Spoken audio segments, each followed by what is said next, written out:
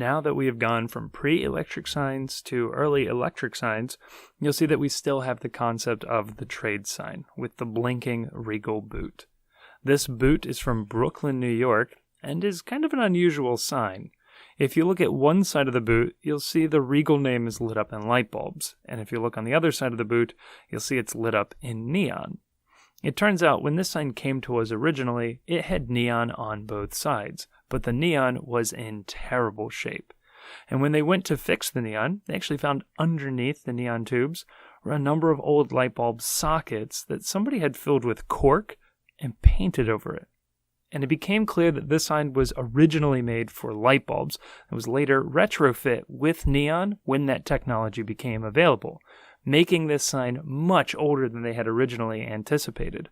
Our best guess now is that this sign was made somewhere around 1910, and it also became kind of the perfect sign to bring on into the museum, since you can actually see the evolution of the sign industry happening literally within one sign. Next to the boot are the Kelley, Gulf, and Bostonian signs. All three of these signs were made by the Flexlim Corporation out of Buffalo, New York, and they were famous for their milk glass, or sometimes called opal glass, letters. And all of these signs are covered in these milk glass letters. The letters are all made individually, and when they were ready to install the letters, they would take the sign cabinet, that's what you call the box of the sign, and they would cut it to let the raised part of the letter poke through. The letters are surrounded by a flat piece of glass that's attached to the letter, as it's all one piece, and they would use that flat piece surrounding the letter to clip it in behind the cabinet.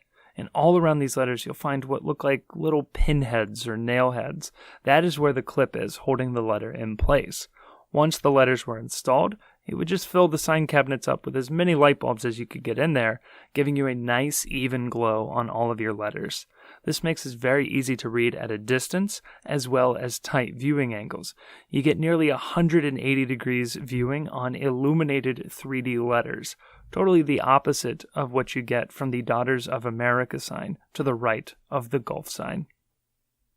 Underneath the Bostonian sign is the Kelley Springfield Tyre sign. And this sign is covered in small cast glass buttons that are each made threaded so that they can be screwed in to the hand-punched holes on this sign. And altogether, you end up with a 1910 version of Lightbright. And this sign was actually made in Kalamazoo, Michigan, somewhere around 1915, making it well over 100 years old at this point.